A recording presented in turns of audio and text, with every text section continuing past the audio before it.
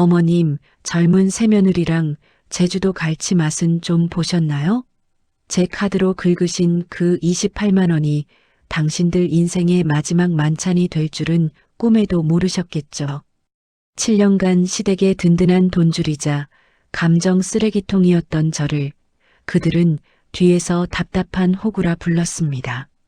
상간녀를 대동하고 제 돈으로 광란의 축제를 벌이던 남편과 시댁 식구들. 하지만 화려한 호텔 로비에서 카드가 정지되는 순간 그들의 우아한 가면은 처절한 비명과 함께 산산조각 났습니다. 폭우 속에서 컵라면을 훌쩍이는 노숙자 신세로 전락한 시댁 식구 전원의 비참한 몰락기. 지금 그 통쾌한 기록을 공개합니다. 사연 시작 전 구독 버튼을 꾹 눌러주시면 행복이 가득하실 거예요. 안녕하세요. 저는 지난 7년 동안 남편과 시댁 식구들에게 재간과 쓸개를 다 내어주고도 결국 그들 사이에서 돈 벌어다 주는 호구로 불렸던 어느 평범한 며느리입니다. 사람의 직감이라는 건 참 묘하죠. 평소와 다를 바 없는 공기, 매일 보던 가구의 배치, 그리고 늘 다정하던 남편의 미소까지 모든 게 그대로인데도 가슴 한구석에서 알 수 없는 불안이 스멀스멀 피어오를 때가 있잖아요. 돌이켜보면 그날 아침이 딱 그랬습니다. 7년이라는 결혼 생활 동안 한 번도 의심해 본 적 없던 남편의 그 다정함이 어쩐지 그날따라 유독 끈적거리고 낯설게 느껴졌거든요. 토요일 새벽 아직 동이 다 트기도 전부터 집안은 분주했습니다. 남편은 며칠 전부터 들떠서 짐을 쌌습니다. 이번 주말 시부모님을 모시고 제주도로 효도 여행을 다녀오겠다고 호언장담을 했거든요. 마침 제가 회사에서 아주 중요한 프로젝트 마무리를 앞두고 있어 주말 출근이 불가피한 상황이라 남편은 미안해서 어쩔 줄 모르겠다는 표정으로 제 주위를 뱅뱅 돌았습니다. 여보, 정말 나만 다녀와도 괜찮겠어? 당신같이 못 가서 우리 엄마도 어젯밤에 나한테 전화를 몇 번이나 하셨어. 며느리 고생만 시키고 우리끼리 가는 게 마음이 너무 안 좋다고 말이야. 남편은 제 어깨를 다정하게 주무르며 낮은 목소리로 속삭였습니다.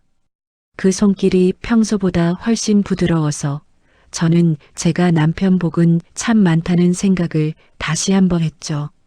괜찮다니까. 이번 일만 잘 마무리되면 나도 휴가 낼 수 있어. 그때 우리 둘이 더 좋은 데 가자. 이번엔 당신이 어머님, 아버님 잘 모시고 와. 나 대신 맛있는 것도 많이 사드리고. 역시 우리 마누라가 최고야. 내가 당신 목까지 효도하고 올게. 근데 자기야, 당신 요새 잠도 잘 못 자고 너무 무리하는 것 같아.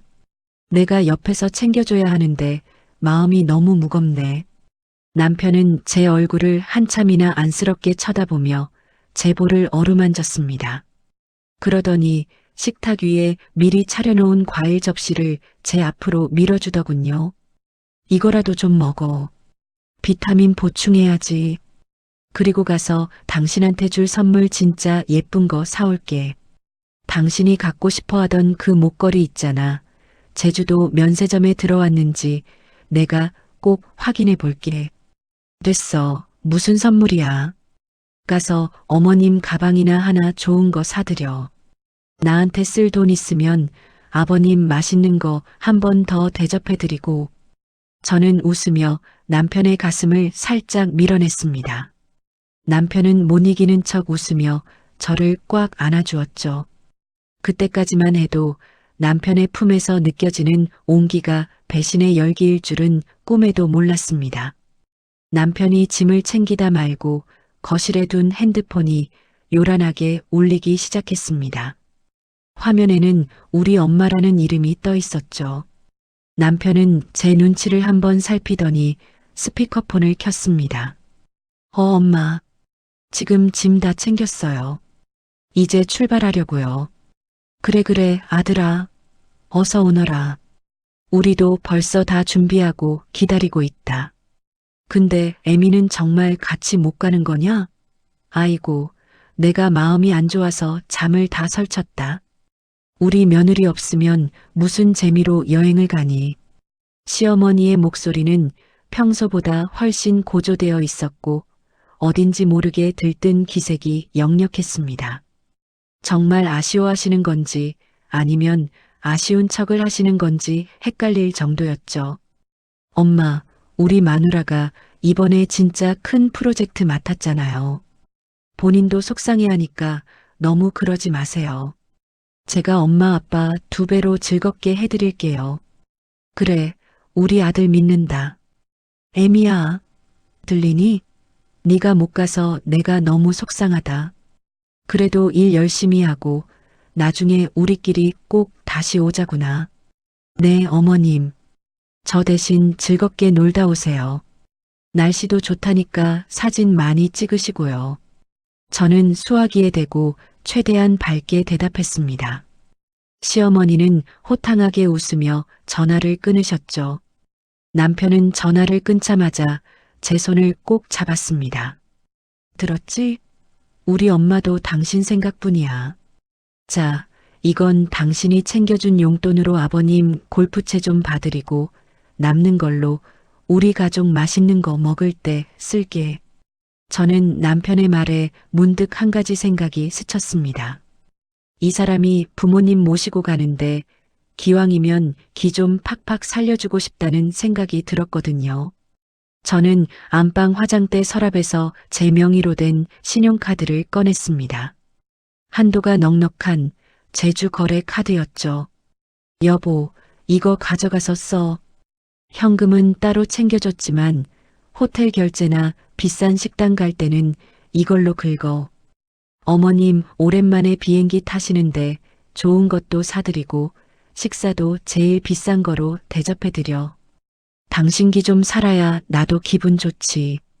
남편의 눈이 순간적으로 크게 확장되었습니다. 아주 찰나였지만 그 눈동자 속에 스쳐 지나간 것은 고마움보다는 탐욕에 가까운 번득임이었어요. 하지만 남편은 이내 눈매를 휘며 인자하게 웃었습니다. 아니야, 자기야. 이건 너무 과해.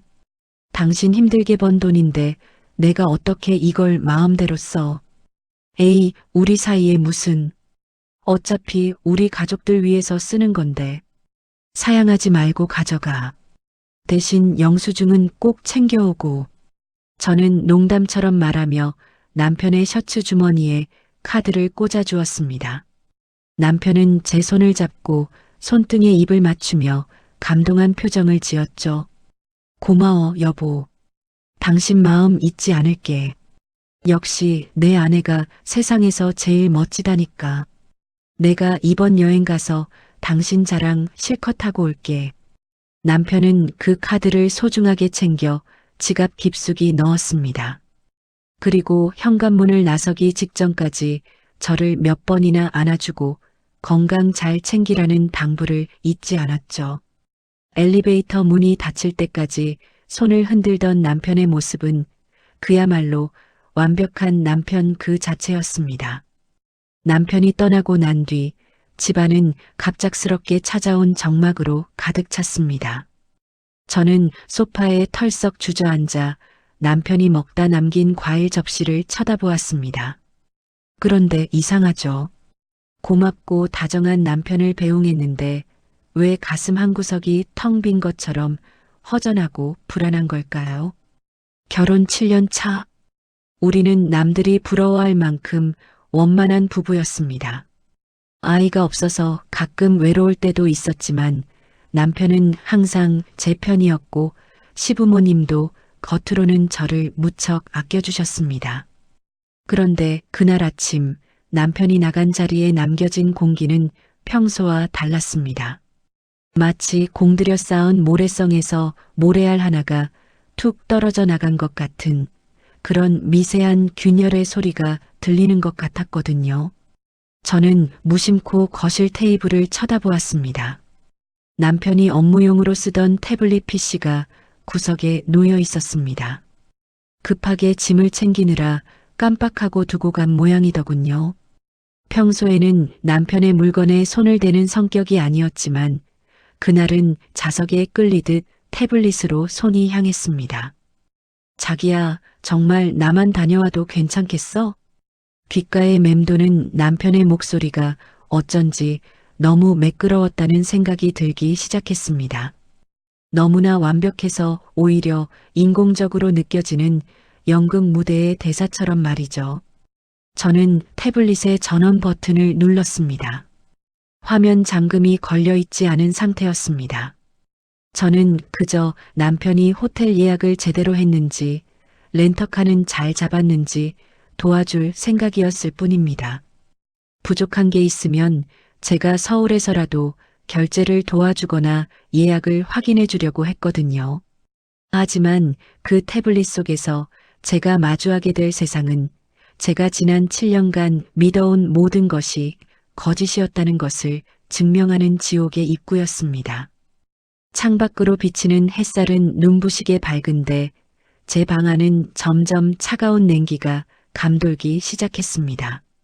아직은 아무것도 확인하지 않은 순간이었지만 여자의 직감은 이미 경고음을 울리고 있었습니다.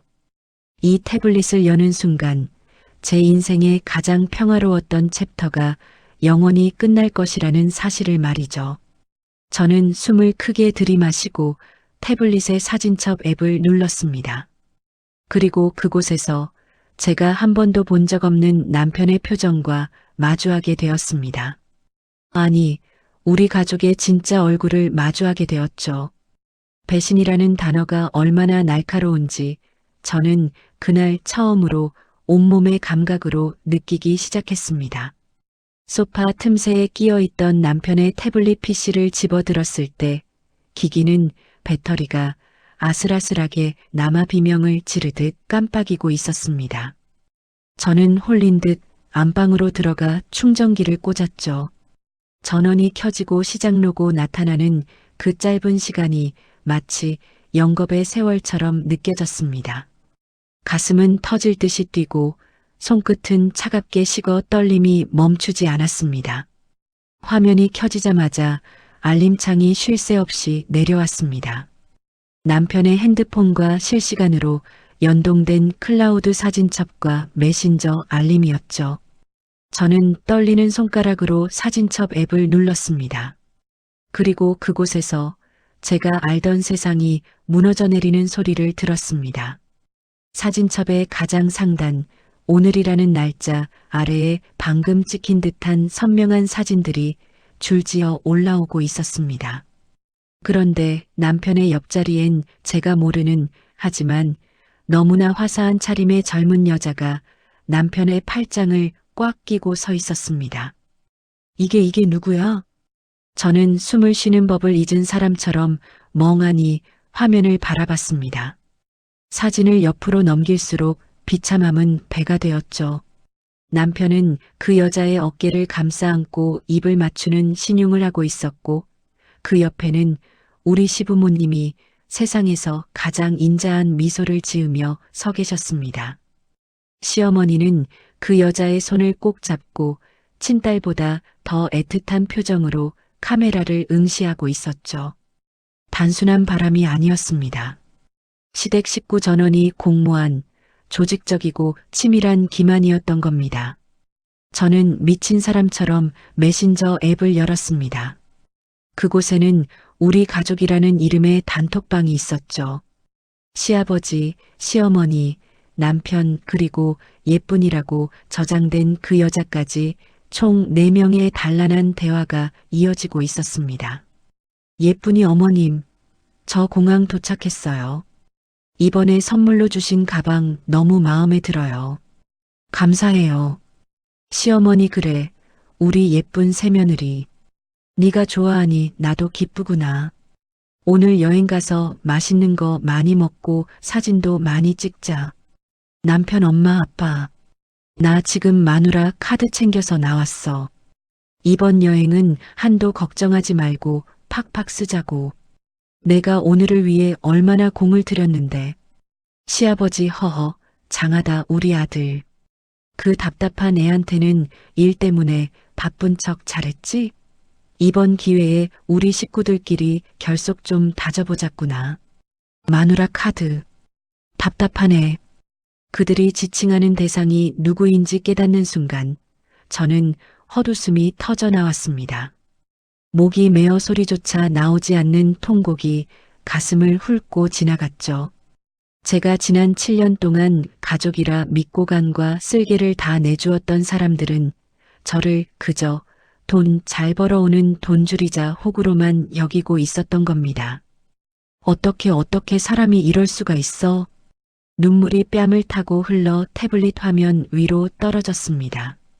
화면 속 상간녀의 귀에 걸린 귀걸이가 유독 반짝이며 저를 비웃는 것 같았죠.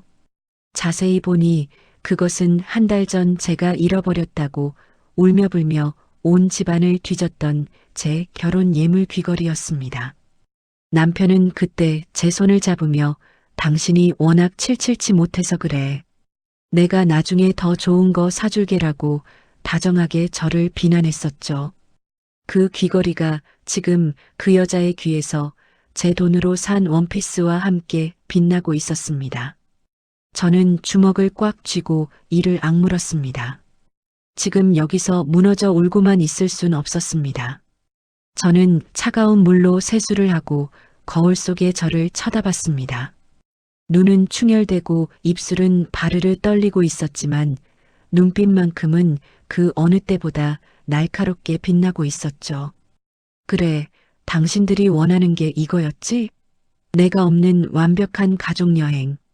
저는 다시 태블릿 앞에 앉았습니다. 그리고 아주 침착하게 증거 자료를 수집하기 시작했습니다. 그들의 추악한 대화가 담긴 단톡방 내용을 하나도 빠짐없이 캡처했고 상간녀와 찍은 사진들을 날짜별로 정리했습니다. 그들이 제 카드를 들고 공항 면세점에서 쇼핑하는 모습, 시어머니가 상간녀에게 제가 사들인 보석을 건네주는 영상까지 모두 제 개인 메일로 전송했습니다. 증거를 옮기는 내내 제 손은 멈추지 않고 떨렸지만 머릿속은 놀라울 정도로 차갑게 식어갔습니다. 이제 슬픔은 분노로, 분노는 정교한 계획으로 바뀌고 있었죠. 남편 여보, 우리 방금 렌터카 찾았어. 어머님이 제주도 공기가 너무 좋다고 당신 칭찬만 하신다. 나중에 호텔 체크인하면 다시 연락할게. 사랑해. 그 와중에 남편에게서 온 다정한 문자를 확인하며 저는 조용히 의졸였습니다. 사랑해. 그래, 그 사랑의 대가가 얼마나 비싼지 똑똑히 보여줄게. 저는 남편이 가져간 제 카드의 앱을 켰습니다. 남편은 제가 한도를 넉넉히 풀어주었다는 사실에 도취되어 지금쯤 제주도의 비싼 횟집으로 향하고 있겠죠. 아니면 호텔 스위트룸의 화려한 전망을 상상하며 상간녀와 농담을 주고받고 있을지도 모릅니다. 저는 카드 설정 메뉴로 들어가 해외 및 국내 사용 정지 버튼 위에 손가락을 올렸습니다. 하지만 아직은 아니었습니다. 그들이 가장 기세등등할 때, 가장 높은 곳에 있을 때 떨어뜨려야 그 충격이 배가 될 테니까요. 저는 태블릿을 원래 있던 자리, 소파 틈새에 다시 정교하게 끼워 넣었습니다. 남편이 돌아왔을 때 아무것도 모르는 척하기 위한 장치였죠. 그리고 안방 벽에 걸린 우리 부부의 웨딩 사진을 똑바로 쳐다봤습니다. 세상에서 가장 행복해 보이던 그날의 미소가 이제는 세상에서 가장 저급한 위장막처럼 느껴졌습니다. 어머님, 아버님, 그리고 내 소중한 남편. 당신들이 그토록 아끼는 새 식구와 함께하는 제주도 여행, 제가 정말 잊지 못할 추억으로 만들어 드릴게요. 저는 거실 전등을 끄고 어둠 속에 앉았습니다. 어둠 속에서 오직 제 눈동자만이 번뜩이고 있었죠. 제주의 푸른 밤은 그들에게 더 이상 낭만이 아닐 겁니다. 살아남기 위해 비를 피하고 한 푼이 아쉬워 비굴해져야 하는 노숙의 시작이 될 것이니까요. 저는 조용히 변호사 친구에게 메시지를 남겼습니다. 나야. 지금 당장 이혼 전문 변호사 좀 소개해줘. 아주 독하고 치밀한 사람으로. 이제 주사위는 던져졌습니다.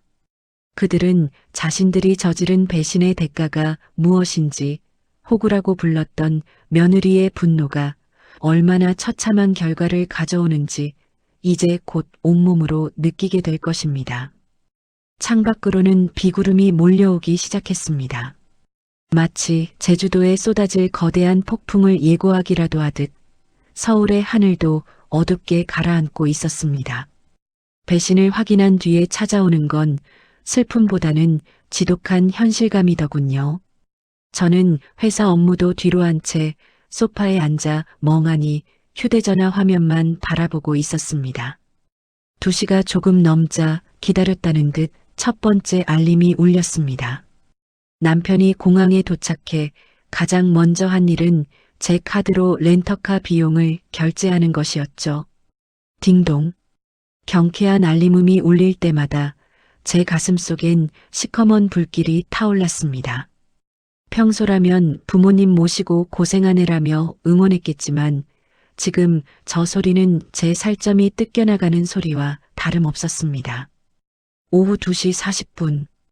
공항 근처에서 가장 유명하다는 갈치조림 전문점에서 첫 번째 식사 승인 문자가 날아왔습니다. 28만 원. 내 식구가 점심 한 끼에 쓰기엔 꽤 큰 금액이었죠. 보통의 며느리라면 어머님, 아버님 맛있는 거 드시니 다행이라고 생각했겠지만 저는 그 네 식구의 구성원을 이미 알고 있었습니다. 제자리엔 상간녀가 앉아 가시를 발라주는 남편의 손길을 받으며 시어머니의 칭찬을 듣고 있었겠죠. 아, 그래, 많이들 먹어도. 그게 당신들 마지막 만찬이 될지도 모르니까. 저는 헛웃음을 삼키며 남편의 태블릿을 통해 실시간으로 업데이트되는 사진첩을 새로 고침했습니다. 문자로 받는 가식적인 근황보다 사진첩은 훨씬 솔직하고 추악했습니다. 오후 3시 20분. 사진첩의 새로운 폴더가 생성되었습니다. 그 안에는 상간녀와 남편이 다정하게 머리를 맞대고 찍은 셀카가 가득했죠. 배경은 제주도의 푸른 바다가 보이는 예쁜 카페였습니다. 그런데 사진을 확대해 보던 제 눈에 익숙한 반짝임이 들어왔습니다. 상간녀의 귀에 걸린 귀걸이. 한 달 전 제 화장대에서 사라졌던 바로 그 다이아몬드 귀걸이였습니다. 남편은 제가 잃어버렸다고 울먹일 때 당신이 워낙 칠칠치 못해서 그래. 내가 나중에 더 좋은 거 사줄게라며 저를 다독였던 사람입니다.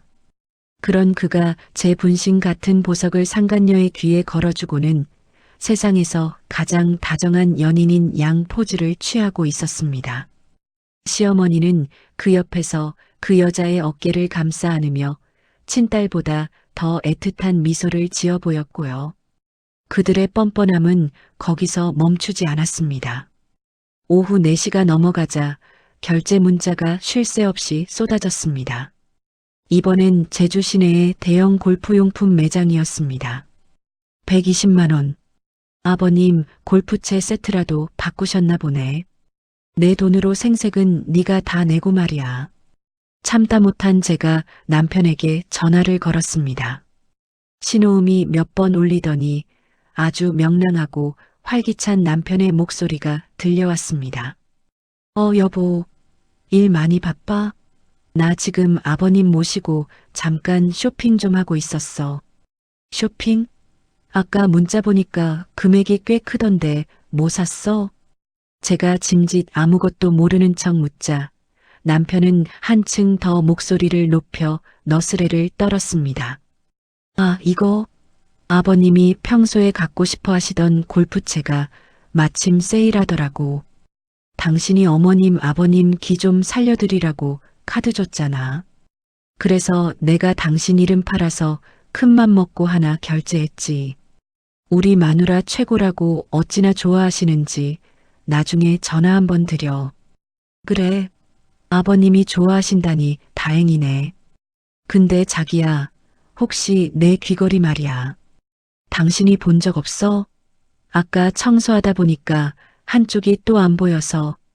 제 질문에 남편의 목소리가 찰나의 순간 흔들렸습니다. 귀걸이? 아니, 난 못 봤는데. 당신 요새 너무 피곤해서 자꾸 깜빡하나 보다. 서울 가면 내가 진짜 예쁜 거로 새로 사줄게. 응? 지금 아버님이 부르시네. 나중에 다시 전화할게. 사랑해.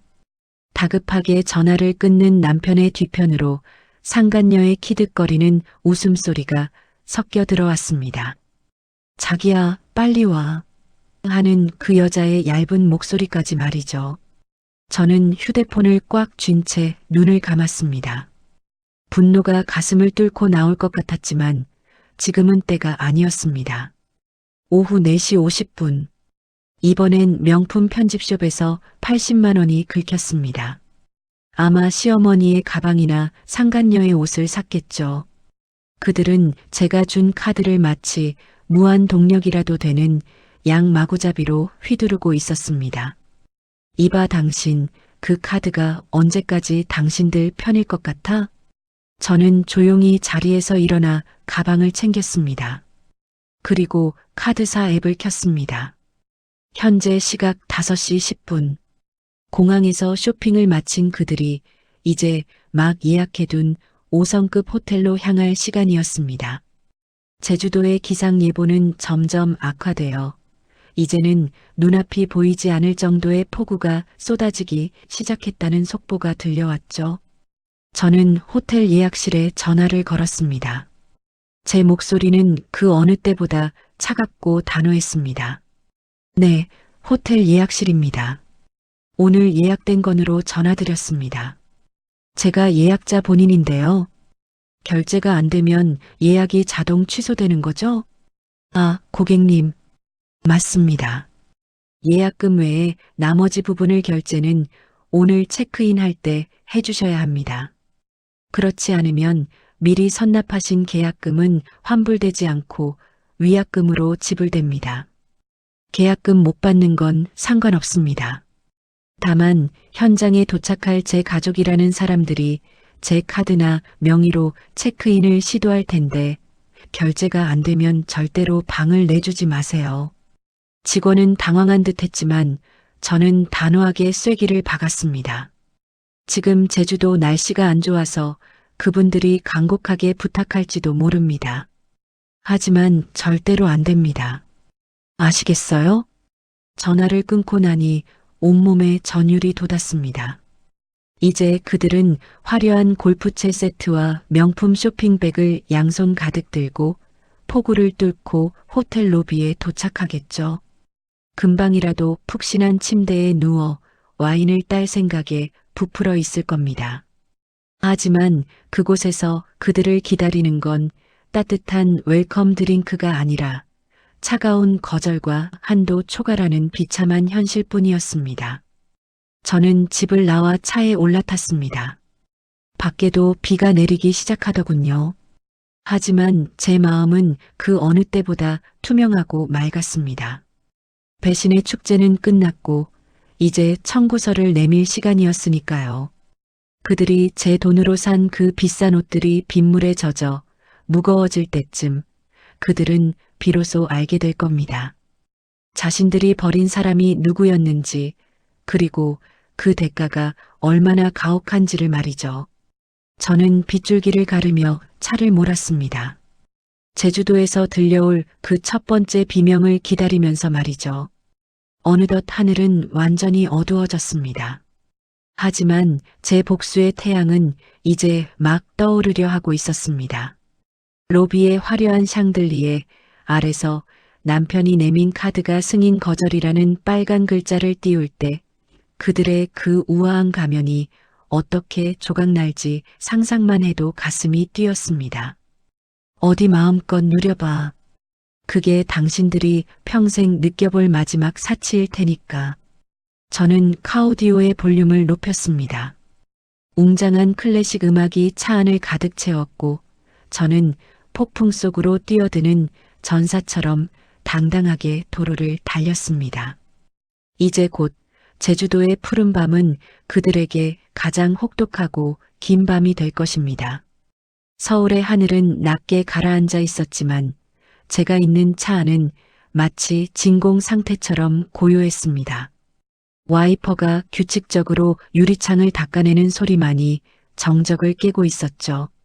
하지만 제 손안의 휴대전화는 곧 들이닥칠 폭풍을 예고하듯 뜨겁게 달아오르고 있었습니다.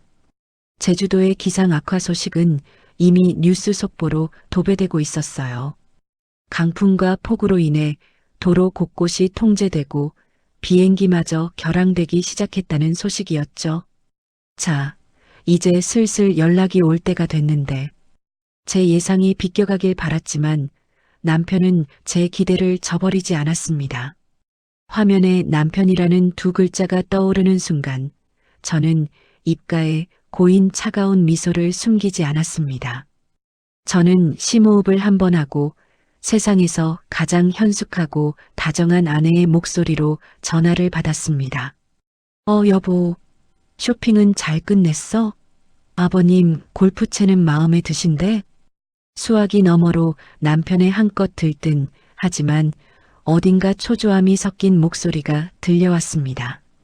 주변에서는 시어머니의 아들아, 그것도 물어봐라 하는 앙칼진 목소리가 배경음악처럼 깔리고 있었죠.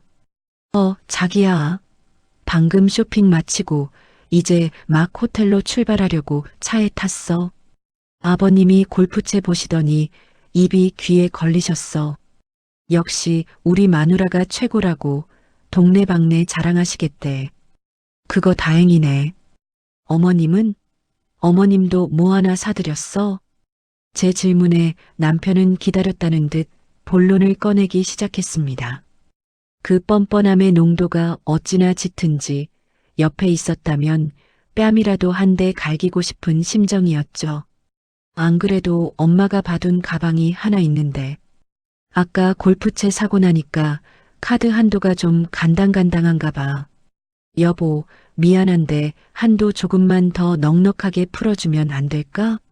어차피 호텔 체크인할 때 보증금도 걸어야 하고 저녁엔 또 근처 횟집에서 거하게 한잔해야 하잖아. 염치라는 게 실종된 사람처럼 남편은 당당하게 요구했습니다. 그 옆에서 상간녀의 키득거리는 웃음소리가 들린 건 제 착각이었을까요? 아니요, 분명히 들렸습니다. 남편이 전화를 살짝 떼고 누군가에게 조금만 기다려봐 라고 속삭이는 소리까지도요. 한도를 더 늘려달라고? 자기야, 그거 내가 지난달에 이미 최고치로 올려둔 건데. 얼마나 더 필요한데? 글쎄, 한 500만 원 정도만 더 있으면 이번 여행 내내 걱정 없이 쓸 것 같아. 당신 알잖아. 우리 부모님 오랜만에 오신 여행인데 내가 기 좀 살려드리고 싶어서 그래. 응? 자기야, 한 번만 도와줘. 내가 서울 가서 당신 원하는 거 다 해줄게. 당신 원하는 거 다 해준다고? 정말이지? 약속했다? 당연하지. 내가 언제 당신 말 안 들은 적 있어?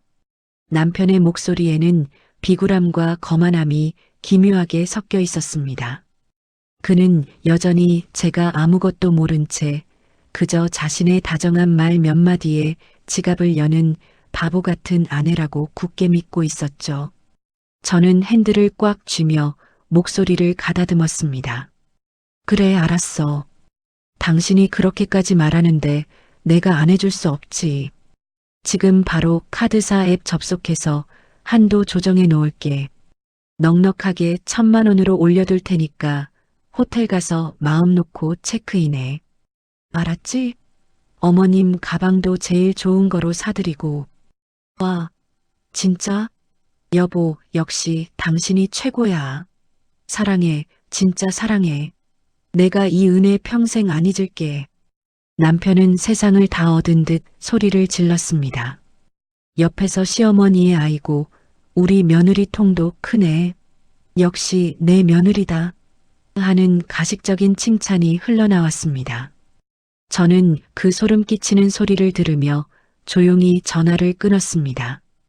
하지만 제가 한 일은 한도를 늘리는 것이 아니었습니다. 오히려 반대였죠. 저는 카드사 앱을 켜서 남편이 들고 있는 카드의 국내 사용을 즉시 차단 상태로 변경했습니다. 전화를 끊고 나니 제주도의 기상 상황이 더 악화되었다는 속보가 라디오에서 흘러나왔습니다. 기상 악화로 인해 비행기 이착륙이 전면 중단되었고 강풍을 동반한 폭우로 도로 곳곳이 통제되기 시작했다는 소식이었죠. 호텔로 가는 길은 평소보다 2배는 더 걸릴 것이 뻔했습니다. 자, 이제 마지막 점검을 해볼까? 저는 미리 알아봐 두었던 이혼 전문 변호사에게 전화를 걸었습니다. 네, 변호사님. 저예요. 방금 남편과 통화 끝냈습니다. 증거는 이미 태블릿에서 다 확보해서 메일로 보내드렸고요. 지금 제주도에서 제 카드로 결제한 내역들도 실시간으로 캡처 중입니다. 수화기 너머 변호사의 목소리는 차분하고 단호했습니다. 네, 잘하셨습니다. 카드 결제 내역에 상간녀의 물건으로 추정되는 것들이 많아서 위자료 청구에 아주 유리합니다. 특히 시부모님이 동행했다는 증거 사진들은 혼인 파탄의 책임을 묻기에 결정적이네요. 이제 호텔 체크인 거부 상황만 확실하게 기록되면 됩니다. 네, 호텔 측에도 이미 연락해뒀습니다. 예약자 본인이 아닌 경우 체크인을 절대 해주지 말라고요. 제 카드가 정지된 것도 확인했으니 로비에서 대소동이 벌어지겠죠. 좋습니다. 그들이 당황해서 당신에게 폭언을 하거나 협박하는 문자를 보내면 절대 지우지 말고 다 보관하세요. 그것도 다 증거가 됩니다. 변호사와 통화를 마치고 나니 마음이 한결 가벼워졌습니다. 이제 무대는 완벽하게 세팅되었습니다. 남편은 지금 상간녀와 웃고 떠드느라 바쁘겠죠. 아니면 시어머니가 아들아, 이번 방은 바다가 잘 보이는 곳이냐? 라고 묻는 말에 그럼요, 엄마. 며느리가 비싼 카드까지 줬는데 최고로 모셔야죠라며 제 돈으로 생색을 내고 있을지도 모릅니다. 저는 남편에게 마지막 확인 문자를 보냈습니다. 여보, 한도 조정 완료했어. 이제 호텔 로비 도착하겠네? 비 많이 온다는데 조심하고 즐거운 밤 보내. 나중에 꼭 연락하고. 답장은 오지 않았습니다. 아마 그들은 이제 막 호텔 정문에 도착해 거만하게 로비로 들어서고 있었을 겁니다. 비에 젖은 어깨를 털며 화려한 샹들리에 아래서 자신들이 누릴 호사를 상상하면서 말이죠. 그들 손에는 방금 제 카드로 긁은 수백만 원어치의 골프채와 명품 쇼핑백들이 들려 있었을 겁니다. 하지만 그 쇼핑백들은 이제 그들에게 가장 무거운 짐이 될 운명이었습니다. 로비의 시원한 에어컨 바람도 따뜻한 웰컴 드링크도 이제 그들에게는 그림의 떡이었습니다. 아니, 그들을 쫓아낼 차가운 거절의 전조일 뿐이었죠. 저는 핸드폰을 뒤집어 조수석에 놓아두었습니다. 어디 마음껏 빌어봐. 그 비바람 속에서 당신들이 갈 수 있는 곳이 어디인지, 당신들이 진짜 가족이라고 믿었던 그 사람들이 당신을 어떻게 지켜주는지 똑똑히 확인해봐. 서울의 빗줄기는 더욱 굵어져 세상을 온통 불투명하게 만들고 있었습니다. 마치 한 치 앞도 알 수 없는 그들의 미래처럼 말이죠. 제주도에서 들려올 첫 번째 절규를 기다리며 저는 인생에서 가장 고요하고도 치밀한 승리의 순간을 준비하고 있었습니다. 로비의 대리석 바닥보다 더 단단하게 얼어붙을 그들의 심장을 떠올리면서 말이죠. 여러분, 사람이 가장 비참해지는 순간이 언제라고 생각하시나요? 저는 확신할 수 있습니다. 자신이 세상에서 가장 화려하고 높은 곳에 있다고 믿으며 기고만장해 있을 때 발밑의 바닥이 순식간에 사라지는 것을 경험하는 순간이라는 것을요. 오후 6시 20분. 제주도의 하늘은 이미 거대한 먹구름에 집어삼켜졌고 억수같이 쏟아지는 빗줄기는 차창을 부술 듯이 때리고 있었습니다. 하지만 남편과 시댁 식구들 그리고 그 파렴치한 상간녀가 탄 차량은 위풍당당하게 서귀포의 최고급 5성급 호텔 정문에 도착했습니다. 화려한 조명이 빗줄기를 뚫고 로비 앞을 비추고 있었고 양복을 입은 도어맨들이 달려 나와 그들의 문을 열어주었죠. 남편은 마치 대단한 권력자라도 된 양 거만하게 차에서 내렸습니다. 그 뒤를 따라 내린 시어머니는 명품 편집숍 쇼핑백을 팔목에 걸고 어깨에 힘을 빡 준 채 로비로 들어섰고 상간녀는 남편의 팔짱을 낀 채 자신이 이 호텔의 안주인이라도 되는 양 우아한 척을 하며 걸음을 옮겼습니다. 그들이 밟고 있는 그 화려한 대리석 바닥, 은은하게 퍼지는 고급스러운 향기, 그리고 자신들을 향한 직원들의 정중한 인사. 그 모든 것이 제 돈과 제 희생으로 만들어진 것임에도 그들은 그 사실을 망각한 채 축제를 즐기고 있었습니다. 자, 이제 연극을 끝낼 시간이야. 호텔 로비의 상황은 아마 가관이었을 겁니다. 남편은 아주 능숙하게 체크인 카운터로 향했겠죠.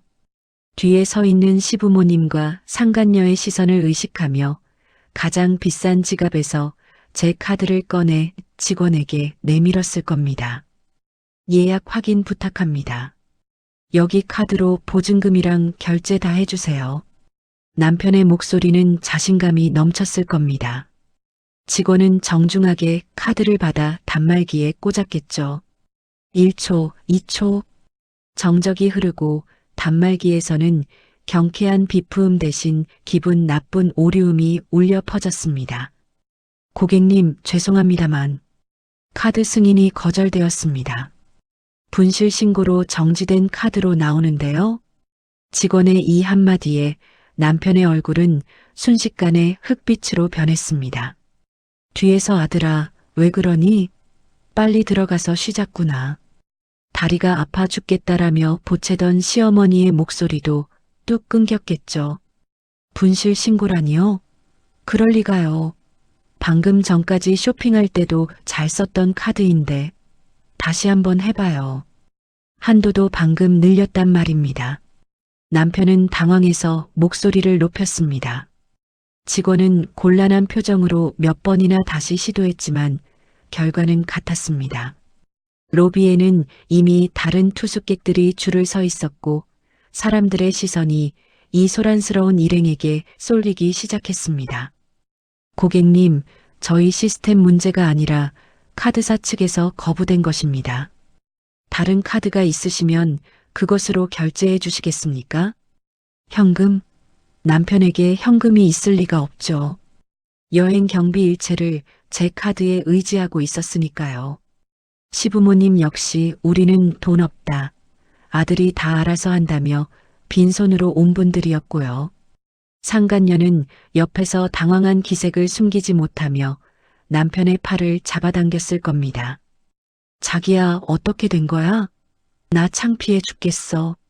사람들 다 쳐다보잖아. 가만히 있어봐. 아, 이거 진짜. 남편은 미친 듯이 제게 전화를 걸기 시작했습니다. 하지만 제 휴대폰은 이미 방해금지 모드였습니다. 진동 소리조차 들리지 않는 고요함 속에서 저는 그가 겪고 있을 수모를 머릿속으로 그렸습니다. 카운터 앞에서의 실랑이는 점점 더 험악해졌습니다.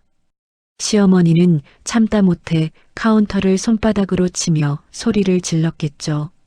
아니, 이 사람들이 사람을 뭘로 보고 우리가 이 호텔방을 잡으려고 얼마를 냈는데 내 아들이 능력 있는 사람이야. 카드사 실수겠지. 왜 우리한테 난리야.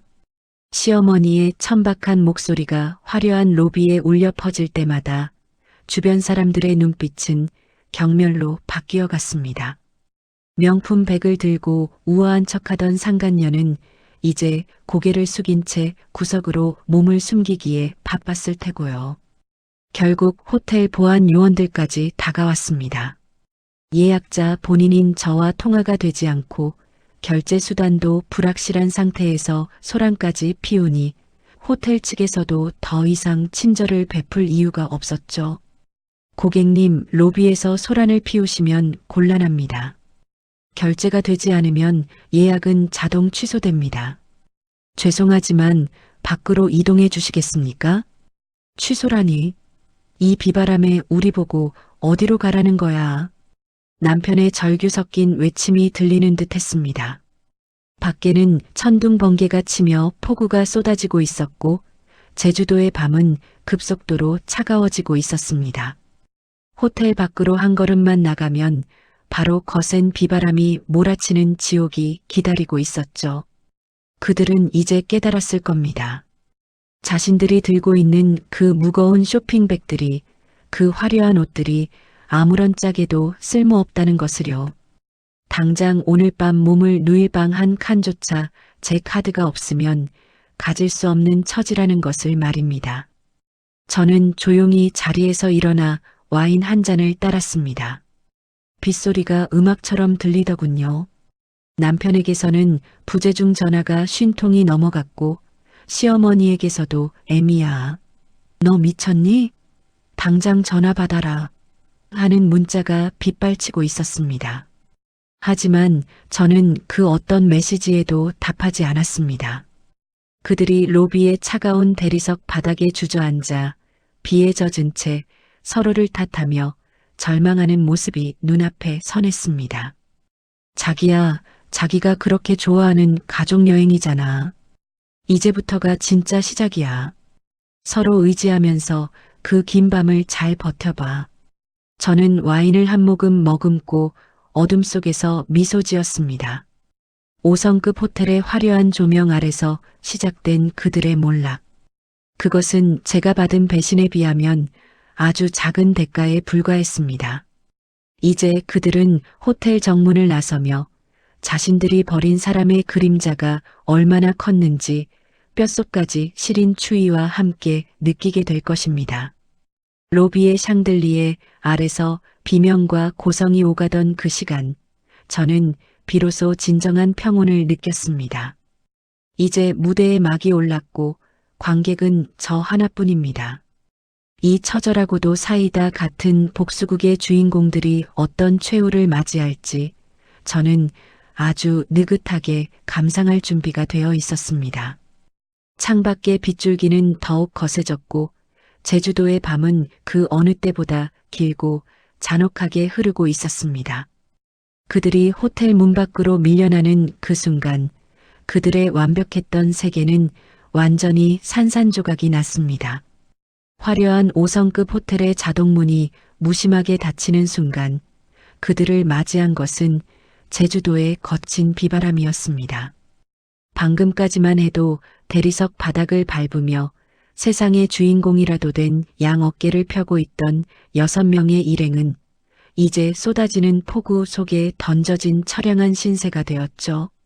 남편과 시부모님, 상간녀, 그리고 이번 여행에 은근슬쩍 끼어들었던 시누이 내외까지 포함된 6명의 인파는 호텔 처마 밑에 옹기종기 모여 떨기 시작했습니다.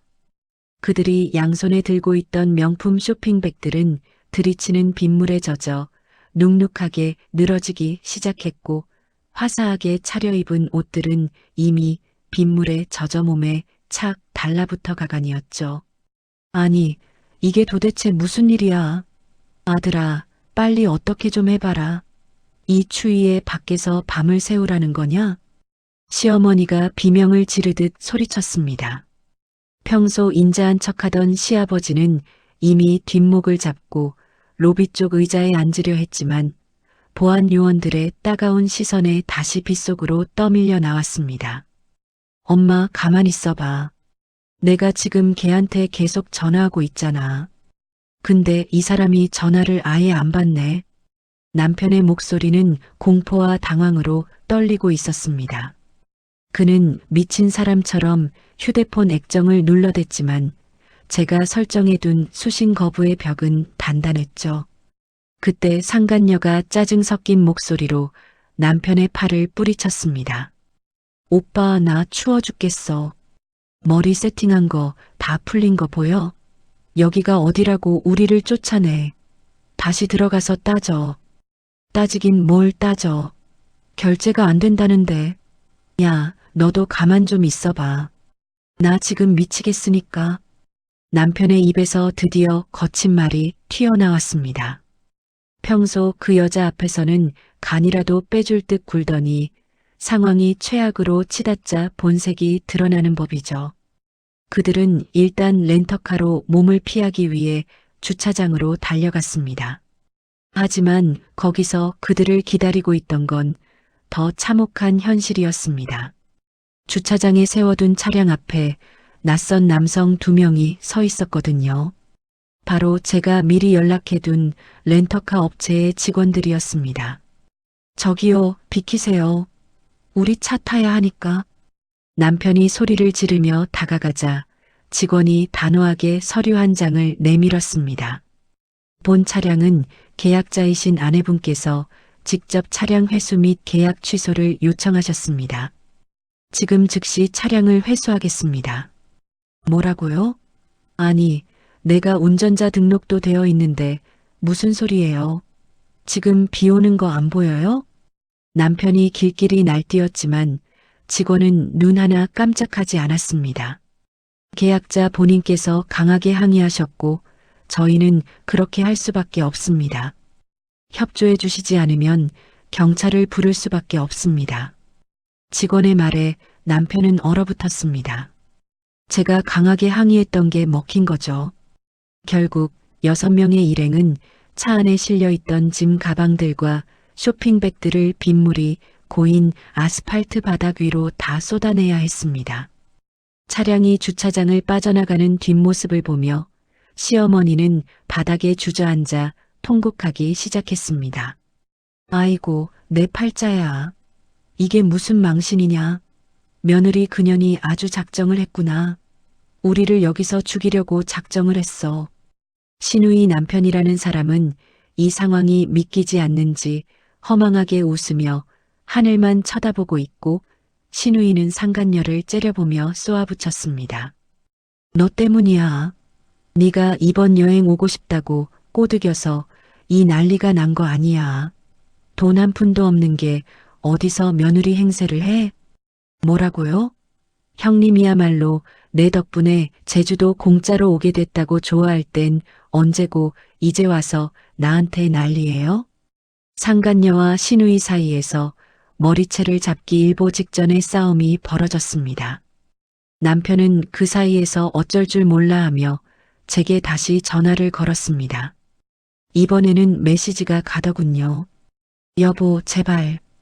잘못했어. 당신 다 알고 이러는 거지? 일단 우리 좀 살려줘. 부모님 길바닥에서 돌아가시게 생겼어. 카드 한도만이라도 풀어줘. 제발 부탁이야, 자기야. 저는 그 메시지를 실시간으로 확인하며 차갑게 미소 지었습니다. 잘못했다는 말 한마디로 지난 7년의 기만과 오늘의 배신이 씻길 거라 생각했다면 오산이죠. 결국 그들은 쏟아지는 장대비를 피해 인근 편의점 처마 밑으로 스며들었습니다. 6명이 명품 쇼핑백을 끌어안고 옹기종기 모여 앉아 있는 모습은 그야말로 압권이었습니다. 지나가는 사람들이 혀를 차며 쳐다봤지만 그들은 이제 부끄러움을 느낄 여유조차 없었죠. 남편은 편의점에서 컵라면 6개를 사왔습니다.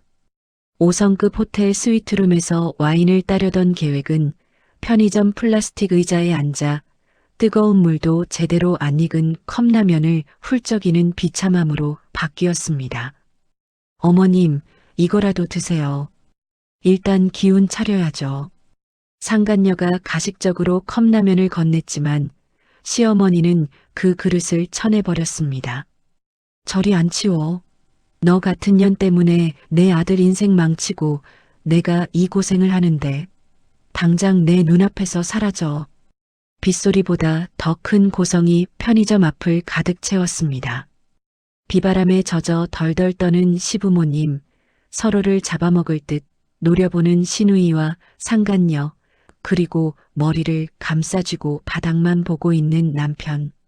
같은 시각 저는 서울의 조용한 거실에서 따뜻한 차 한 잔을 마시고 있었습니다. 거실 창문을 때리는 빗소리가 오늘따라 아주 경쾌한 리듬처럼 들리더군요. 그들이 겪고 있을 추위와 배고픔, 그리고 무엇보다 자존심이 밑바닥까지 긁히는 그 수모가 제 가슴 속 응어리를 조금씩 녹여주고 있었습니다. 제주도의 밤은 길고도 잔혹했습니다. 숙소도 차도 돈도 없는 그들에게 남은 것은 서로를 향한 원망과 비참함 뿐이었죠. 남편은 이제 제가 전화를 받지 않을 거라는 사실을 깨달았는지 더 이상 전화를 걸지 않았습니다. 대신 처절하게 빌고 또 비는 장문의 메시지들을 쉬지 않고 보내왔습니다. 하지만 저는 알고 있었습니다. 그 사과조차 진심이 아니라 당장의 추위를 피하기 위한 비굴한 연극일 뿐이라는 것을요. 폭우는 그칠 줄 몰랐고 제주도의 밤 공기는 뼛속까지 스며들었습니다. 화려한 드레스와 값비싼 양복을 입은 채 젖은 생쥐꼴이 된 그들. 이제 그들이 의지할 수 있는 유일한 희망은 오직 돈줄이라 무시했던 며느리의 자비뿐이었지만 이미 제 마음의 문은 그 호텔 로비 문보다 더 단단히 잠겨 있었습니다. 저는 침대에 누워 편안하게 눈을 감았습니다. 내일 아침 그들이 어떤 몰골로 제주도의 아침을 맞이하게 될지 상상하는 것만으로도 충분히 달콤한 밤이었습니다. 인과응보. 그 평범한 진리가 세상에서 가장 강력한 복수가 될 수 있다는 것을 저는 그 밤을 통해 증명하고 있었습니다. 폭풍우가 몰아치는 제주도의 밤이 깊어갈수록 서울에 있는 제 방은 침묵의 무게로 가득 찼습니다. 하지만 그 침묵은 고통이 아니라 거사를 앞둔 장수의 비장함에 더 가까웠죠. 저는 소파에 깊숙이 몸을 묻고 와인 잔을 가만히 돌렸습니다. 와인 잔 속에서 출렁이는 붉은 액체가 마치 그들의 파멸을 예고하는 서막처럼 보였습니다. 이제 단순히 그들을 굶기고 떨게 하는 것으로는 부족했습니다. 남편과 시부모님에게 가장 소중한 것, 목숨보다 아끼는 그 가식적인 체면을 송두리째 무너뜨릴 시간이 왔거든요. 저는 조용히 휴대전화를 들어 양가 통합 대가족 단톡방을 열었습니다. 이 단톡방은 시댁 쪽 친척들이 무려 20명이 넘게 모여 있는 시부모님에게는 일종의 성역 같은 곳이었습니다. 명절마다 제가 전을 부치느라 손등이 부르트면 시어머니는 그곳에 제 사진 한 장 없이 우리 아들이 효도에서 여행 왔다. 며느리가 참 착하다라며 본인들의 위신을 세우는 용도로 쓰시던 곳이었죠. 어머님, 아버님. 그동안 거짓으로 쌓아 올린 그 성이 얼마나 모래알처럼 가벼운지 이제 곧 아시게 될 거예요. 저는 태블릿에서 옮겨온 사진들을 하나둘 선택하기 시작했습니다. 남편이 상간녀와 팔짱을 끼고 비행기 앞에서 찍은 사진, 시어머니가 상간녀에게 제 목걸이를 직접 걸어주며 인자하게 웃고 있는 사진, 그리고 무엇보다 결정적인 것 남편의 태블릿에서 캡처한 단톡방 대화 내용이었죠. 그 집 호구 카드 가져왔어. 답답한 애한테는 비밀로 하자 같은 추악한 문장들이 선명하게 담긴 스크린샷 20여 장을 한꺼번에 업로드했습니다. 전송 버튼을 누르는 순간 고요했던 단톡방은 그야말로 핵폭탄이 터진 듯 요동치기 시작했습니다. 어머님, 아버님, 제가 바빠서 못 간 제주도 여행, 새며느리랑 그렇게 즐거우셨어요? 제 카드로 명품 쇼핑하시고 5성급 호텔 예약하느라 고생 많으셨죠. 아, 친척 어른들도 다들 보세요. 우리 남편이 드디어 진짜 가족을 찾았답니다. 메시지를 올리자마자 숫자가 무섭게 사라졌습니다. 저녁 시간이었지만 이 자극적인 소식에 온 일가 친척이 깨어난 것이죠. 이게 대체 무슨 일이니? 이 사진 속 여자는 누구야? 아니 형님, 이게 사실입니까? 지금 상간녀를 데리고 가족여행을 갔다고요?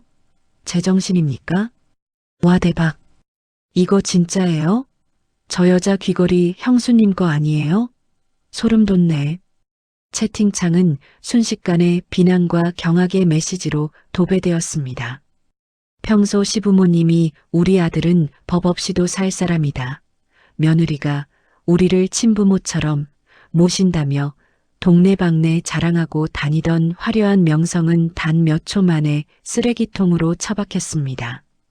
같은 시각 제주도 편의점 처마 밑에서 컵라면 국물을 들이키던 그들에게도 알림 폭탄이 쏟아졌겠죠. 남편에게서 즉각 전화가 걸려왔습니다. 이번에는 받았습니다. 그의 절규를 직접 듣고 싶었거든요. 야, 너 미쳤어? 당장 이거 안 내려. 단톡방에 올린 거 다 지워. 지금 친척 어른들이 나한테 전화하고 난리 났잖아. 남편의 목소리는 이미 이성을 잃은 상태였습니다. 배경음악처럼 시어머니의 비명소리도 들려왔죠. 이년아, 너 죽고 싶니? 당장 지워라. 저는 아주 차갑고 차분하게 대답했습니다. 왜? 당신이 그랬잖아. 이번 여행이 진짜 가족끼리 결속을 다지는 여행이라고. 그래서 나도 우리 가족들한테 당신들의 그 끈끈한 사랑을 좀 알려준 것뿐이야. 가문의 수치? 그 수치를 만든 건 내가 아니라 당신들이지. 여보, 제발. 아버님, 지금 뒷목 잡고 쓰러지시려고 해. 고혈압 있는 거 알잖아. 일단 지우고 얘기하자. 응? 내가 가서 다 설명할게. 다 오해야. 오해? 상간녀한테 내 귀걸이 채워주고 내 카드로 명품 백 사준 게 오해야? 그 집 호구 카드라고 단톡방에 쓴 건 내 손가락이 한 일이니? 아버님 걱정은 마. 내가 이미 119에 신고해 줄까 물어봤는데 아버님 체면 살려드리느라 참았어. 대신 일가 친척들한테 당신들이 어떤 인간들인지 명명백백히 알리는 게 내 도리인 것 같아서. 제가 말을 마치기도 전에 수화기 너머로 시아버지의 고함이 들렸습니다. 이 망할년, 네가 감히 우리 집안 얼굴에 똥칠을 해? 내가 올라가면 내년부터 죽여버릴 테다. 아버님, 건강 챙기세요. 죽이네 살리네 하시기 전에 지금 당장 친척들한테 걸려 오는 전화나 받으셔야 할 것 같은데요. 아, 그리고 걱정 마세요. 상간녀 부모님 댁에도 방금 똑같은 사진들 등기로 발송했으니까요. 저는 전화를 끊어버렸습니다. 그리고 단톡방에 마지막 쐐기를 박았습니다. 저는 오늘부로 이 추악한 가문과 인연을 끊습니다. 이혼 소송 진행할 겁니다. 다들 이 사진들 잘 보관해 두셨다가 나중에 증인이라도 서주세요. 친척분들 어머님이 저보고 돈 벌어오는 기계라고 하셨던 거 다 기억하시죠? 그 기계 이제 고장나서 폐기합니다. 다들 안녕히 계세요. 저는 단톡방을 나갔습니다. 휴대전화를 소파 위에 던져두고 나니 7년 동안 묵은 체증이 한 번에 내려가는 기분이었습니다. 창밖의 빗소리는 더욱 거세졌지만 제 마음속에는 이제 화창한 태양이 뜨고 있었죠. 제주도 현지의 그들은 이제 지옥을 맛보고 있을 겁니다. 추위와 배고픔보다 더 무서운 것은 자신들의 비겁한 민낯이 온 세상에 드러났다는 공포겠죠. 체면을 목숨보다 아끼던 시아버지는 아마 그 편의점 의자에서 일어나지도 못한 채 사들부들 떨고 계실 거고, 시어머니는 단톡방 메시지를 지우려고 애쓰겠지만 이미 수십 명의 친척의 캡처를 끝낸 뒤일 테니까요. 상간녀요? 그녀 또한 이제 알게 되었을 겁니다. 자신이 그토록 원하던 부잣집 며느리 자리가 사실은 타인의 눈물과 희생으로 쌓아 올린 가짜였다는 것을. 그리고 그 대가로 본인의 부모님마저 고개를 들지 못할 수치를 겪게 되었다는 것을요. 저는 와인잔에 남은 마지막 액체를 들이켰습니다. 제 손끝에서 시작된 작은 날갯짓이 제주도의 그들을 집어삼키는 거대한 폭풍이 되어 돌아갔습니다. 이제 그들은 돌아올 곳도 반겨줄 사람도 없는 완벽한 이방인이 되었습니다. 밤은 깊었지만 저는 잠이 오지 않았습니다. 슬퍼서가 아니라 내일 펼쳐질 더 완벽한 복수의 현장을 상상하니 가슴이 두근거렸거든요. 빗줄기는 멈추지 않았고 그 빗물은 그들이 저지른 죄악을 씻어내기엔 턱없이 부족해 보였습니다. 하지만 괜찮습니다. 제가 준비한 이혼 소장과 법적 절차들이 그 죄악의 대가를 아주 꼼꼼하게 치르게 해줄 테니까요. 저는 천천히 침실로 향했습니다. 어제까지만 해도 지옥 같았던 이 집이 오늘따라 유독 아늑하고 평화롭게 느껴졌습니다. 남편의 냄새가 밴 베개를 베란다 밖으로 던져버리고 저는 비로소 진정한 저만의 휴식을 취했습니다. 그들이 제주도의 빗속에서 처절하게 무너지는 소리를 자장가 삼아 말이죠. 제주도에서의 그 지옥 같은 밤이 지나고 서울 김포공항 입국장은 여느 때처럼 활기찬 기운이 감돌고 있었습니다. 하지만 그 활기찬 인파 사이로 도저히 이 세상 사람이라고는 믿기지 않을 만큼 처참한 몰골을 한 일행이 나타났죠. 바로 제 남편과 시댁 식구들이었습니다. 떠날 때의 그 기세등등하던 모습은 온데간데 없었습니다. 남편은 며칠 밤을 꼬박 세운 듯 눈이 쑥 들어갔고 턱에는 거뭇거뭇하게 수염이 돋아 영락없는 노숙자 꼴이었죠. 시어머니는 화려했던 드레스 대신 어디서 구했는지 모를 촌스러운 몸빼 바지를 걸치고 있었고 상간녀는 떡진 머리를 감추려 모자를 깊게 눌러 쓴 채 고개를 숙이고 있었습니다. 제 카드가 정지되고 호텔에서 쫓겨난 뒤 그들은 친척들에게 구걸하듯 전화를 돌려 겨우 비행기 값을 마련했다고 하더군요. 하지만 이미 단톡방에 모든 진실이 퍼진 뒤라 친척들의 반응은 냉담했습니다. 너희 같은 인간들한테 빌려줄 돈 없다는 소리를 수십 번 들은 끝에 평소 시아버지에게 큰 빚을 졌던 먼 친척 한 명이 마지못해 보내준 돈으로 간신히 서울행 티켓을 끄는 것이었죠. 여보, 나야. 그들이 김포공항에 내리자마자 달려온 곳은 역시나 우리 집이었습니다. 아니, 정확히 말하면 제가 제 명의로 전세를 얻고 제 가구들로 채워 넣은 제 집이었죠. 현관문 너머로 들려오는 남편의 목소리는 절박함을 넘어 비굴하게까지 들렸습니다. 자기야, 내가 다 설명한다니까? 일단 문 좀 열어줘. 우리 엄마 지금 쓰러지기 일보 직전이야. 응? 여보. 남편은 미친 듯이 도어락 번호를 눌러댔습니다.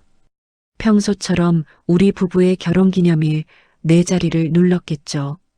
하지만 띠리릭, 띠리릭 하는 기계적인 경고음만이 복도에 울려 퍼졌습니다. 제가 그날 밤 집안의 모든 도어락 비밀번호를 바꿔버렸거든요. 안 열려? 왜 안 열려? 야, 너 정말 이럴 거야? 문 열라고. 남편의 목소리가 점점 거칠어지기 시작했습니다. 옆에서는 시어머니의 앙칼진 목소리가 거들었죠. 이년아, 너 정말 미쳤구나? 어디 시부모를 문 밖에 세워도 당장 열지 못해? 우리가 여기서 얼어 죽어야 속이 시원하겠니? 저는 거실 소파에 앉아 인터폰 화면을 가만히 응시했습니다. 화면 속 그들의 몰골은 제가 상상했던 것보다 훨씬 더 비참했습니다.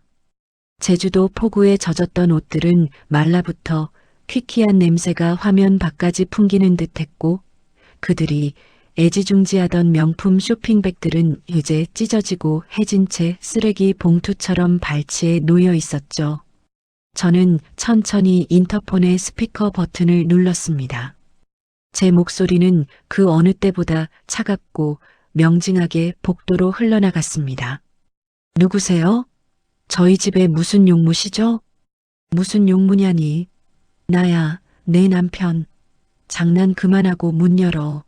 부모님 모시고 이게 무슨 망신이야. 남편은 제 목소리가 들리자 반색하며 소리를 질렀습니다. 저는 헛웃음을 삼키며 대답했습니다. 남편? 아, 그 호구 카드 가져가서 새며느리랑 여행 가신 그분요? 안타깝게도 이 집엔 그런 사람 살지 않는데요. 그리고 거긴 당신 집 아니니까 당장 복도에서 물러나세요. 계속 소란 피우면 경찰 부르겠습니다. 뭐? 야, 너 정말 끝까지 이럴래? 내가 잘못했다고 했잖아. 한 번만 들어가서 얘기하자고. 잘못했다는 사람이 상간녀 귀에 내 예물 귀걸이를 채워줘? 당신이 인간이야?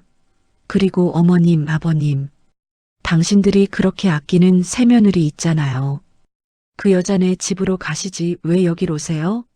여기가 어디라고 발을 들여요? 제 말에 시어머니는 뒷목을 잡는 신용을 하며 복도 바닥에 주저앉았습니다. 아이고, 나 죽네. 며느리가 시부모를 길바닥에 내쫓네. 동네 사람들, 이것 좀 보세요. 이 집 며느리가 독종이에요. 어머님, 목소리 좀 더 높여보세요. 아예 아파트 단지 전체에 소문나게 해드릴까요? 제가 단톡방에 올린 사진들, 경비실이랑 부녀회에도 다 돌려야 정신 차리시겠어요? 제 단호한 한마디에 시어머니의 비명소리가 뚝 멈췄습니다. 그제야 상황 파악이 된 모양이었죠. 남편은 절망적인 표정으로 인터폰 카메라를 쳐다보며 애걸복걸했습니다. 여보, 제발. 우리 짐이라도 좀 줘. 갈 데가 없어. 일단 짐이라도 챙겨서 나가게 해줘. 짐? 아, 당신 물건들요? 걱정 마세요. 친절하게 다 챙겨놨으니까. 저는 현관문 옆에 미리 쌓아둔 박스 더미를 떠올렸습니다. 남편의 옷가지들, 면도기, 속옷, 그리고 그가 아끼던 구두들까지. 저는 이미 어제 사람을 시켜 남편의 모든 짐을 박스에 담아 현관 앞에 내버렸거든요. 당신 짐은 현관 앞에 다 쌓아놨어. 그리고 이어서 저는 말했습니다. 이혼 소장 사본이랑 상간녀 위자료 청구 소송 서류. 당신 짐 가방 제일 위에 아주 예쁘게 올려놨으니까 가서 상간녀랑 같이 정독해. 남편의 얼굴이 순식간에 하얗게 질렸습니다. 옆에서 듣고 있던 상간녀는 위자료라는 말에 쏘스라치게 놀라며 뒷걸음질을 쳤죠. 자기야, 소송이라니? 이게 무슨 소리야? 우리 부부잖아. 어떻게 한순간에 이래? 부부? 당신 입에서 그 소리가 나오니? 당신들이 나를 호구라고 부르며 비웃을 때 이미 우리 부부관계는 끝났어. 이제부터는 법정에서나 보자고.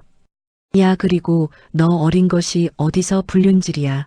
귀걸이 당장 빼서 놓고 가라. 절도대 추가되기 싫으면. 상간녀는 제 말에 겁에 질려 귀걸이를 빼서 바닥에 던지듯 내려놓았습니다. 남편은 망연자실한 채 닫힌 현관문만 멍하니 바라보고 있었죠. 자, 이제 그만 내 집 앞에서 사라져줘. 3분 내로 안 가면 진짜 경찰 부른다. 이미 호출 버튼 위에 손가락 올려놨어. 저는 인터폰을 꺼버렸습니다. 화면이 까맣게 변하며 그들의 추한 모습이 사라졌죠. 복도에서는 한동안 남편의 흐느낌과 시어머니의 악에 바친 욕설이 들려왔지만 이내 보안 요원들이 올라오는 소리와 함께 소동은 잦아들었습니다. 정막이 찾아온 거실. 저는 창밖을 내다봤습니다. 아파트 정문을 빠져나가는 그들의 뒷모습은 이틀 전 제주도로 떠날 때의 그 화려했던 가족 여행객의 모습과는 너무나도 대조적이었습니다. 짐 가방 하나 없이 비에 젖은 몸뚱이만 이끌고 터덜터덜 걷는 그들의 모습은 세상에서 가장 초라한 패배자의 모습 그 자체였죠. 제주도 푸른 밤보다 더 추운 서울의 밤을 맞이하게 된 걸 축하해. 저는 비싼 와인을 한 잔 따랐습니다. 그리고 소파에 깊숙이 몸을 묻었죠. 이제 이 집에는 더 이상 배신의 냄새가 나지 않았습니다. 7년이라는 긴 세월 동안 가둬두었던 제 진심이 비로소 자유를 찾은 기분이었습니다. 그들이 돌아갈 곳은 이제 아무 데도 없었습니다. 지옥에서 돌아온 그들을 맞이한 건 제가 준비한 더 깊고 차가운 진짜 지옥뿐이었으니까요.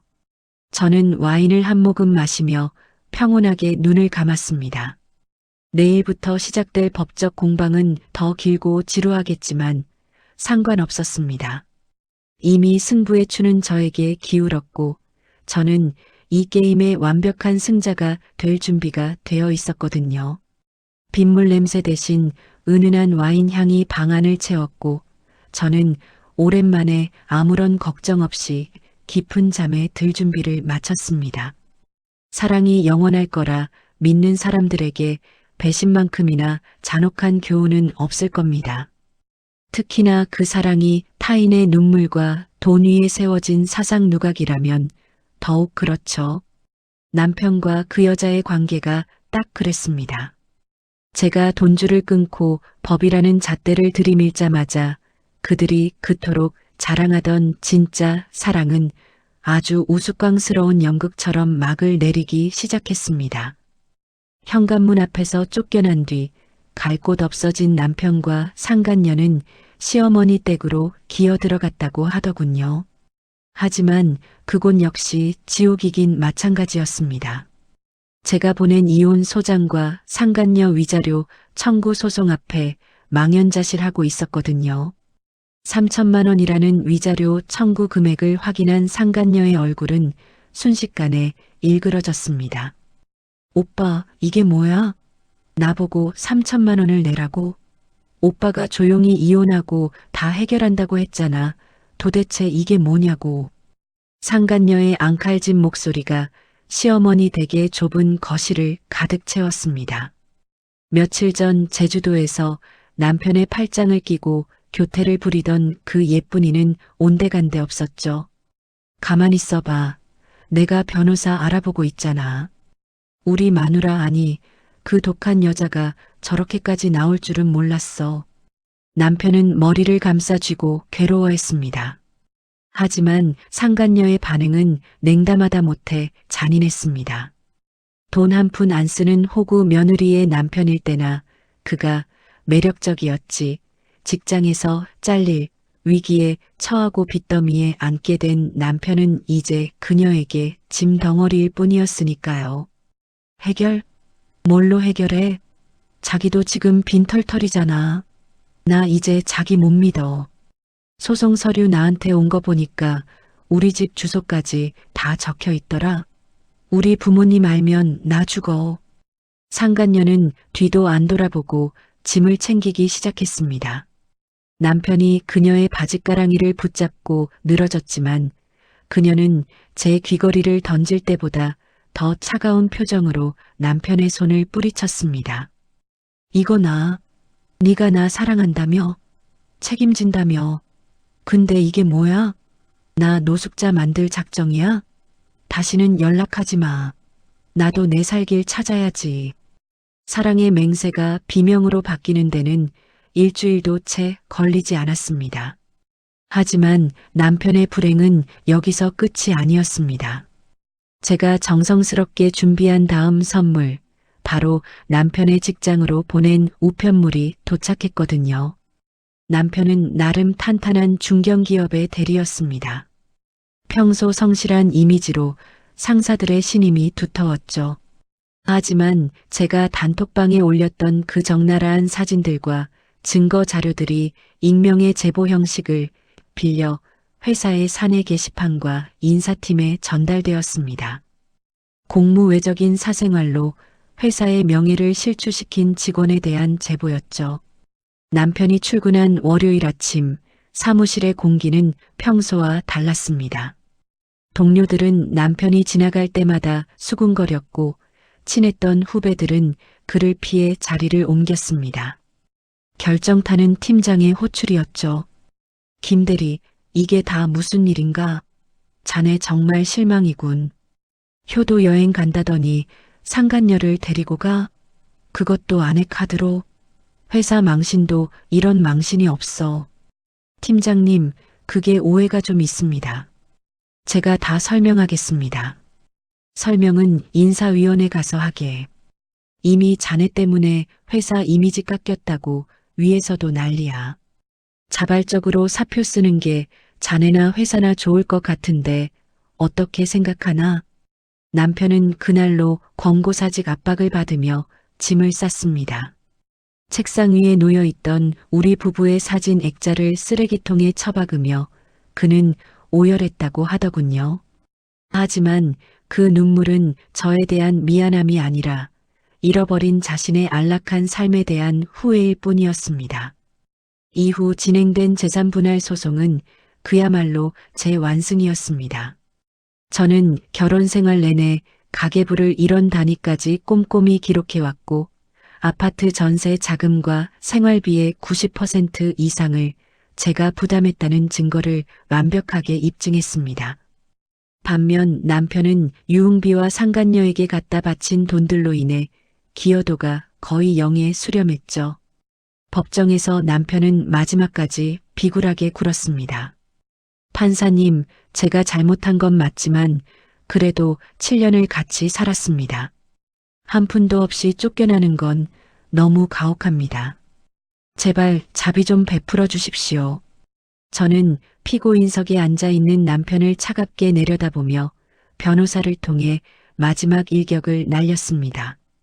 피고는 원고의 신용카드를 사용하여 상간녀와 호화 여행을 즐겼으며 이는 단순한 부정행위를 넘어 경제적 약탈에 가깝습니다. 또한 시댁 식구들과 공모하여 원고를 기만했기에 위자료 증액이 마땅합니다. 결과는 참담했습니다. 남편은 아파트에서 제 몸뚱이만 가지고 나가야 했고 오히려 저에게 수천만 원의 위자료를 지불해야 한다는 판결을 받았습니다. 가진 돈이 없으니 퇴직금까지 압류될 처지에 놓인 것이죠. 소송이 모두 끝난 어느 늦은 밤 저는 우연히 집 근처 포장마차 앞을 지나가게 되었습니다. 그곳에서 저는 영락없는 폐인이 된 남편을 발견했습니다. 때에 저러 꼬질꼬질한 양복을 입은 채 혼자 소주병을 붙잡고 중얼거리고 있더군요. 술에 취해 헛소리를 내뱉는 그의 모습은 가련하기보다 역겨웠습니다. 그는 지나가는 행인들에게 시비를 걸다가 바닥에 고꾸라졌고 그가 그토록 아끼던 명품 구두는 이미 굽이 다 닳아 흉물스러웠습니다. 한때 제 남편이었던 남자는 이제 서울 거리를 떠도는 불쌍한 영혼보다 더 비참한 존재가 되어 있었습니다. 저는 그 모습을 물끄러미 바라보다가 아무런 미련 없이 고개를 돌려 걸어갔습니다. 그가 소리내어 부르는 제 이름이 빗소리에 섞여 희미하게 멀어지더군요. 당신, 돌아갈 길은 없어. 당신이 제주도에서 그 여자의 손을 잡은 순간 당신의 모든 길은 끊긴 거야. 저는 차가운 밤 공기를 들이마시며 당당하게 집으로 향했습니다. 배신자들의 몰락은 생각보다 처절했고 그 끝은 지독한 외로움뿐이었습니다. 이제 남편에게 남은 것은 텅 빈 술병과 갚아야 할 위자료, 그리고 평생 지워지지 않을 주홍 글씨뿐이었습니다. 제 복수의 시계는 이제 마지막 장을 향해 달려가고 있었습니다. 그들이 무너진 자리에 저는 저만의 새로운 꽃을 피울 준비가 되어 있었죠. 어둠이 짙게 깔린 거리였지만 제 앞길만은 환하게 빛나고 있었습니다. 모든 폭풍이 지나가고 난 뒤에 바다는 언제 그랬냐는 듯 고요해지기 마련이죠. 제 인생도 그랬습니다. 1년이라는 시간이 흐른 지금 저는 그 뜨거웠던 배신의 기억을 서늘한 교훈으로 간직한 채 완전히 새로운 삶을 살고 있습니다. 창밖으로 비치는 아침 햇살은 이제 더 이상 불안의 전조가 아니라 오로지 저만을 위해 존재하는 따스한 축복처럼 느껴집니다. 이혼 확정 판결이 나던 날 저는 법원 문을 나서며 아주 깊은 숨을 들이켰습니다. 가슴을 짓누르던 커다란 돌덩이가 비로소 사라진 기분이었죠. 저는 그 길로 곧장 공항으로 향했습니다. 남편과 시댁 식구들이 제 돈으로 더럽혔던 제주도가 아닌 제가 평소 꼭 가보고 싶었던 파리로 혼자만의 여행을 떠났습니다. 그곳에서 저는 누군가의 아내나 며느리가 아닌 오직 나 자신으로 존재하는 법을 다시 배웠습니다. 요즘 제 일상은 그 어느 때보다 찬란합니다. 회사에서는 프로젝트의 성공을 인정받아 팀장으로 승진했고, 제가 기획한 새로운 사업안이 업계에서 큰 주목을 받고 있죠. 거울 속의 저는 1년 전보다 훨씬 건강하고 생기 넘치는 모습입니다. 주말이면 억지로 시댁에 가서 전을 부치는 대신 제가 좋아하는 요가 수업을 듣거나 친구들과 우아한 브런치를 즐깁니다. 팀장님, 오늘 안색이 정말 좋으시네요. 무슨 좋은 일 있으세요? 사무실 동료들의 인사에 웃으며 고개를 끄덕입니다. 네, 좋은 일이 있죠. 바로 제가 제 인생의 주인이 되었다는 사실입니다. 그러던 어느 날 저는 우연히 예전 시댁 근처에 사는 지인으로부터 그들의 근황을 듣게 되었습니다. 들으려 한 건 아니었지만 한때 단톡방을 폭파했던 그 자극적인 사건의 주인공들이라 소문이 빠르게 돌고 있더군요. 지인의 입을 통해 전해진 그들의 삶은 제가 예상했던 것보다 훨씬 더 처절하고 비참했습니다. 그 집 아들 말이야, 결국 재취업도 못하고 일용직 전전한다며?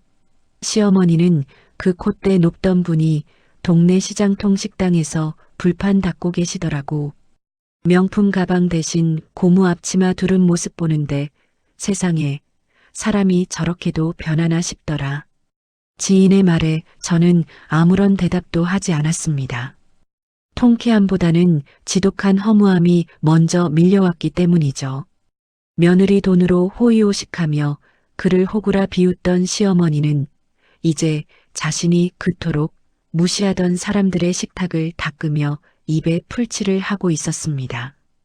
체면이 목숨보다 소중하다던 시아버지는 고혈압 후유증으로 거동이 불편해져 좁은 월세방에서 남편의 수발을 받고 있다고 하더군요. 그리고 그 상간녀요? 그녀는 이미 다른 돈 많은 남자를 찾아 떠났다가 이번에는 그 남자의 부인에게 소송을 당해 빚더미에 앉았다는 소문이 들렸습니다. 남편과 그녀의 진짜 사랑은 결국 서로의 밑바닥을 확인하며 서로를 저주하는 것으로 끝이 났죠. 인과응보라는 말이 이토록 정확하게 들어맞을 줄은 몰랐습니다. 퇴근길 제 휴대폰이 진동했습니다. 모르는 번호였지만 왠지 모를 기시감이 느껴졌죠. 망설이다 확인한 메시지는 역시나 남편으로부터 온 장문의 글이었습니다. 여보, 나야. 염치 없는 거 알지만 너무 힘들어서 연락했어. 우리 엄마는 매일 밤 내 이름을 부르며 울고 계셔. 내가 그때 정말 미쳤었나 봐. 당신이 차려준 밥상, 당신과 함께 보낸 평범한 저녁이 얼마나 소중했는지 이제야 뼈저리게 느껴. 한 번만, 정말 딱 한 번만 만나서 빌 수 있게 해주면 안 될까? 내가 평생 당신 노예로 살아도 좋아. 제발 나 좀 살려줘. 남편의 문자는 비굴함과 후회로 가득 차 있었습니다. 예전 같았으면 그 눈물 섞인 호소에 마음이 약해졌을지도 모릅니다. 하지만 지금의 저는 압니다. 그가 그리워하는 것은 나라는 사람이 아니라 내가 제공했던 안락한 집과 넉넉한 경제력 그리고 자신의 허물을 덮어주던 무조건적인 희생이었다는 것을요. 저는 그 문자를 소리내어 읽지 않았습니다. 첫 줄만 읽고도 그의 의도가 뻔히 보였으니까요. 저는 아무런 망설임 없이 삭제 버튼을 눌렀습니다. 그리고 그의 번호를 영구히 차단 목록에 추가했습니다. 자기야, 당신은 여전히 사람을 수단으로만 보는구나. 그 비겁한 눈물, 이제는 나한테 아무런 의미가 없어. 휴대폰을 가방 깊숙이 집어넣고 저는 고개를 들어 밤하늘을 보았습니다. 서울의 밤거리는 화려한 조명으로 반짝이고 있었고 시원한 밤바람이 제 뺨을 스치고 지나갔습니다. 이제 제 마음속에는 그 어떤 미움도 원망도 남아있지 않습니다. 누군가를 미워하는 데 쓰는 에너지조차 이제는 저를 위해 쓰고 싶으니까요. 집에 도착해 현관문을 열었습니다. 이제 비밀번호는 오직 저만이 아는 숫자로 되어 있죠. 집안 가득 은은한 아로마 향기가 풍겼고 제가 좋아하는 음악이 조용히 흘러나오고 있었습니다. 저는 따뜻한 차 한 잔을 마시며 일기를 썼습니다. 나를 지키는 것은 결국 나 자신이었다. 타인의 인정을 받기 위해 애쓰던 시간들을 뒤로하고 이제는 나를 사랑하는 법을 완벽히 깨달았다. 복수는 상대를 파멸시키는 데서 끝나는 것이 아니었습니다. 그들이 파괴하려 했던 제 삶을 이전보다 훨씬 더 아름답고 단단하게 재건해 나가는 것, 그것이 진정한 복수의 완성이었죠. 저는 침대에 누워 편안하게 눈을 감았습니다. 내일은 또 어떤 즐거운 일이 저를 기다리고 있을지 기대하며 말이죠. 제주도의 그 차가웠던 빗소리는 이제 먼 과거의 소음이 되었고 제 앞길에는 오직 제가 개척해 나갈 눈부신 미래만이 펼쳐져 있었습니다. 배신자들은 자신들의 지옥에서 여전히 헤매고 있겠지만 저는 이미 그 지옥의 문을 닫고 찬란한 빛 속으로 걸어 나왔습니다. 7년의 세월이 준 가장 비싼 수업료를 치르고 저는 비로소 진정한 자유를 얻었습니다. 안녕, 나의 어두웠던 조각들아. 나는 이제 정말 행복해질 거야. 저는 나직하게 속삭이며 깊고 달콤한 잠에 빠져들었습니다. 내일 아침 저는 누구보다 당당하고 화사한 미소와 함께 다시 깨어날 것입니다. 저만의 찬란한 인생 이막은 이제 막 그 화려한 막을 올렸으니까요. 여러분, 오늘의 사연 어떻게 들으셨나요? 믿었던 가족에게 받은 배신은 그 무엇보다 아프고 시리지만 결국 나를 지키는 가장 강력한 방패는 바로 나 자신의 용기라는 걸 다시금 느끼게 됩니다. 상대의 비참한 몰락을 지켜보는 것보다 훨씬 중요한 건 상처 입었던 내가 이전보다 더 단단하고 빛나는 삶을 당당히 살아가고 있다는 그 사실 자체겠죠. 착하게 살면 복을 받는다는 옛말은 무조건 참으라는 뜻이 아닐 겁니다. 나의 친절과 배려를 소중히 여길 줄 아는 사람에게만 그 귀한 마음을 내어주라는 뜻이겠죠. 나를 아끼지 않는 사람들에게 베푸는 일방적인 선의는 배려가 아니라 나 자신에 대한 방임일 수 있다는 사실 우리 꼭 기억했으면 좋겠습니다. 오늘 이 이야기가 여러분의 답답했던 마음 한구석에 시원한 청량음료 같은 위로가 되었기를 진심으로 바랍니다.